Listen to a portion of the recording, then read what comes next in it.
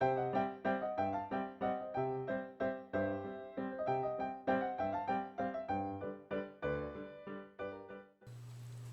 dia, benvinguts al biblioconfit d'avui de la Biblioteca Cas Metge Rei.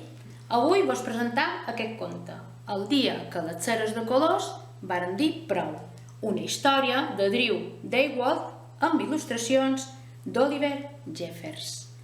Esperam que vos agradi. Aquesta història comença així.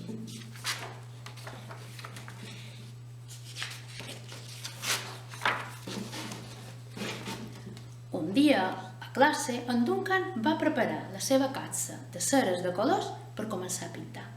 Però vet aquí la seva sorpresa, que trobà un lligall de cartes per ell, per en Duncan.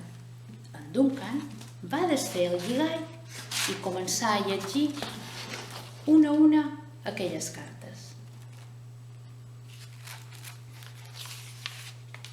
La primera carta deia així: «Ei, Duncan, som jo, la cera vermella, hem de parlar. Em fas treballar més que qualsevol de les altres ceres de colors. Me pas tot l'any pintant camions, bombers, pomes, maduixes i tota la resta de coses vermelles. Treballo fins i tot durant les vacances. He de pintar tots els Pares Noel pel Nadal i tots els cors per Sant Valentí. Necessito descansar. La teva amiga estressada, la cera vermella». En Duncan agafà l'altra carta. «Benvolgut, Duncan. Escolta'm un moment. M'encanta ser el teu color preferit, però el raïm, els dracs i els barrets, però estic farta que gran part del meu preciós color surti de la ratxa. Si no comences aviat a pintar sense sortir-te'n, faràs que perdi el cap. La teva amiga polida, la cera morada». En Duncan agafà l'altra carta i diu així: «Benvolgut, Duncan.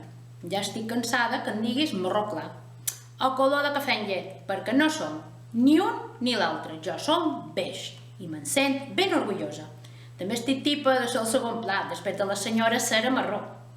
No és just que tots els ossos, el ponis i el cadell siguin per a ella i que per a mi només sigui el pollastre al forn, si tens sort, o el blat.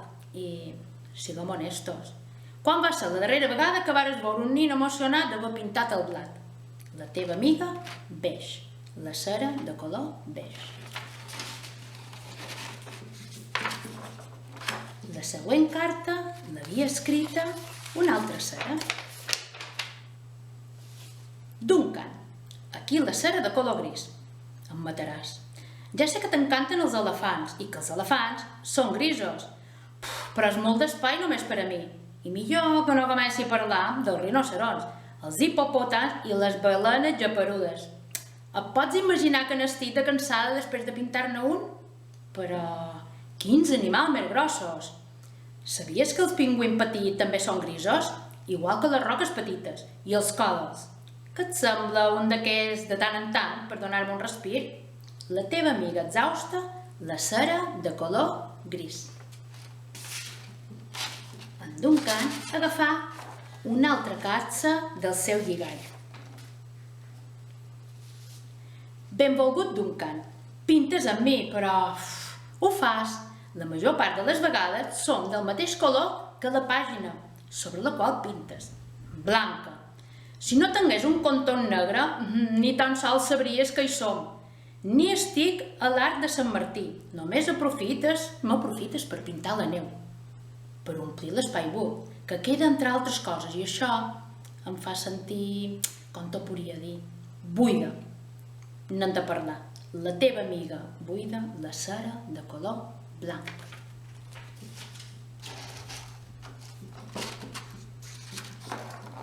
L'altra carta l'havia escrita quin color. «Hola, Duncan. No m'agrada gent que m'utilitzis per dibuixar el contorn de les coses. Coses pintades amb altres colors que pensen que són més brillants que jo.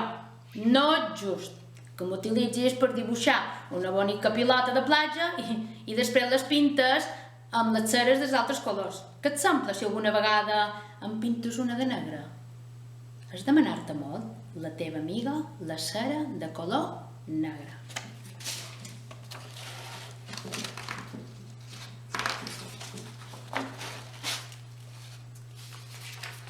Benvolgut Duncan, són la cera de color verd i t'escric per dues raons.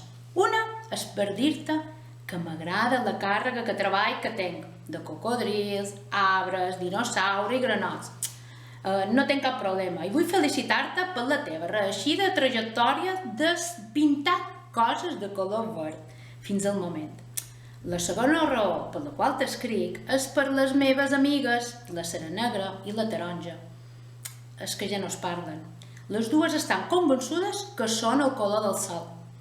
Sisplau, arregleu tan aviat com puguis, perquè em faran tornar boges a la resta. La teva amiga feliç, la cera de color verd.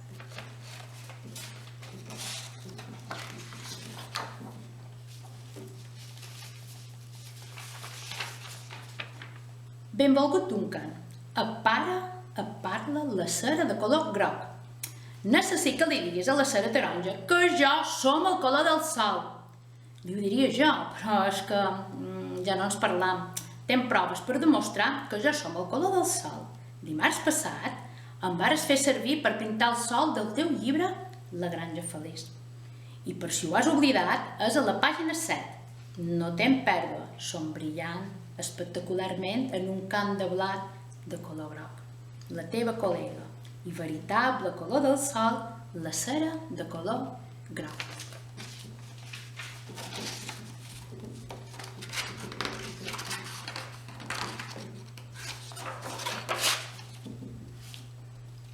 Benvolgut Duncan.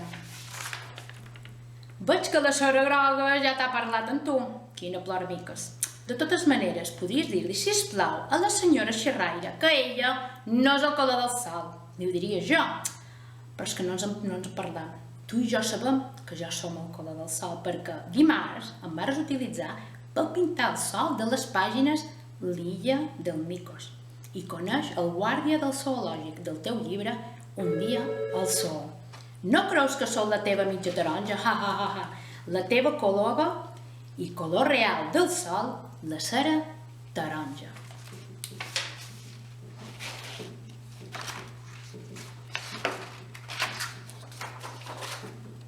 Benvolgut Duncan.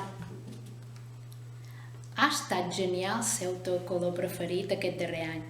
I l'any anterior. I l'any anterior. He gaudit molt de tots els oceans, els llacs, els rius, gotes d'aigua, núvols de pluja i cels clars. Però la mala notícia és que són tan petita i grossoneta que ja no hi veig gens a través de la capsa de cera de colors. Necessito un descans. La teva amiga petita i grossoneta, la cera de color blau.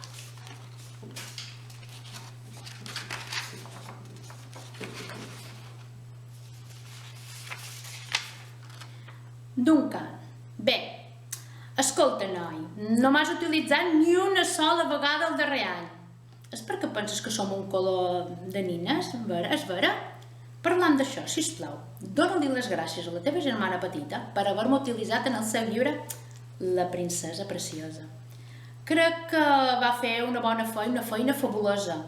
No va sortir ni una vegada de les ratxes i ara tornem als nostres assumptes, sisplau. Podries utilitzar-me de tant en tant per pintar un dinosaure rosa, un monstre o un vaquer.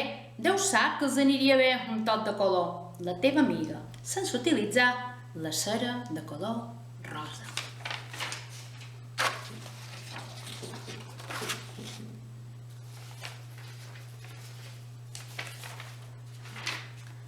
Ei, Duncan, són jo, la cera de color préssec. Per què no em vols treure de l'embolicall? Ara som nua. Em fa molta vergonya sortir de la capsa. Ni tan sols tinc roba interior. Què et sembla, tu? Anar nu a l'escola? Necessito una mica de roba. Ajuda'm! La teva amiga nua, la cera de color préssec.